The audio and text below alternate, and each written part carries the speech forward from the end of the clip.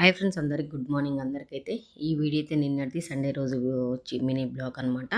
నేను టమాటా పచ్చడి పెట్టాను. నా స్టైల్ ఎలా పెడతారనేది అయితే మీకైతే చూపిద్దామని అయితే చూపిస్తున్నాను.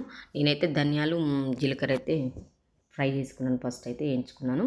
ఆ తర్వాత ఆయిల్ పూసుకొని అందులో అయితే వెండి మిరపకాయలు, నేను వెండి మిరపకాయలతో టమాటా పచ్చడి పెట్టాను. ఈసారి అయితే కారంతో కాకుండా నూనెలో బాగా ఫ్రై చేసుకున్నాను. ఎండుమిరపకాయలు అయితే అసలుకి దూరగా ఫ్రై చేసుకొని పక్కకు పెట్టేసుకొని, ఇప్పుడు టమాటాలు కట్ చేసుకొని టమాటాలు కూడా బాగా ఉడకబెట్టాను. మొత్తం దగ్గరికి పడేలాగా ఉడకబెట్టుకున్నాను. అందులో కొంచెం చింతపండు వేసుకున్నాను.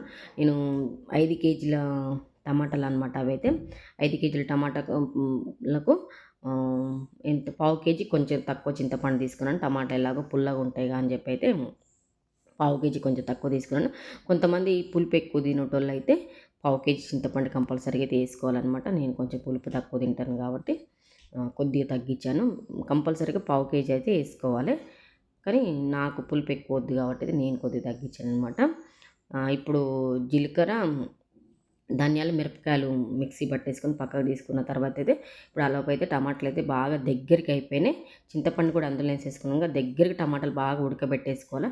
ఉడకబెట్టేసుకొని కొద్దిగా చల్లారిన తర్వాత మొత్తం చల్లారిన తర్వాత అయితే మిక్సీ పట్టేసుకుంటున్నాను.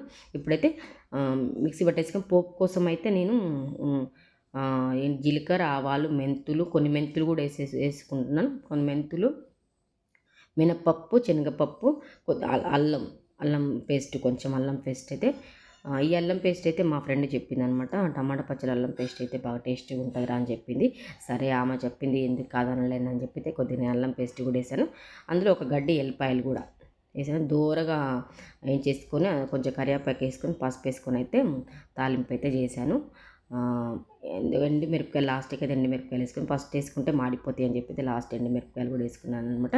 చాలా అంటే చాలా బాగుంది ఫ్రెండ్స్. టమాటా పచ్చడి అయితే మీరు కూడా ట్రై చేయండి. ఎప్పుడు కారంతో కాకుండా ఇలాగ ఎండు మిరపకాయలు మిక్సీ పట్టేసుకొని అయితే ట్రై చేయండి అనమాట. అప్పటికప్పటికి ఈ పచ్చడి పెట్టుకొని తిన్నా కూడా చాలా బాగుంటుంది. 2 నెలలు 3 నెలలు అయితే కంపల్సరీగా ఉంటుంది అనమాట. వాటర్ అనేది తాకదు కాబట్టి ఇక అంతకుమించి ఇంకేమేమి తాగకూడదో మీకు తెలుసు కాబట్టి అయితే అలా అయితే 2-3 నెలలు ఉంటుంది అనమాట. 1 ఇయర్ అలా ఏమి ఉండదు. చాలా అంటే చాలా బాగుంటుంది. నేను టేస్ట్ చేసి కూడా చూపించాను మీకైతే. చాలా అంటే చాలా బాగుంది ఫ్రెండ్స్. నేనైతే వేడి అన్నాను టమాటా పచ్చడి చాలా బాగుంది. నచ్చితే లైక్ చేయండి, షేర్ చేయండి, కామెంట్ అయితే కంపల్సరీగా చేయండి. సబ్స్క్రైబ్ కూడా నా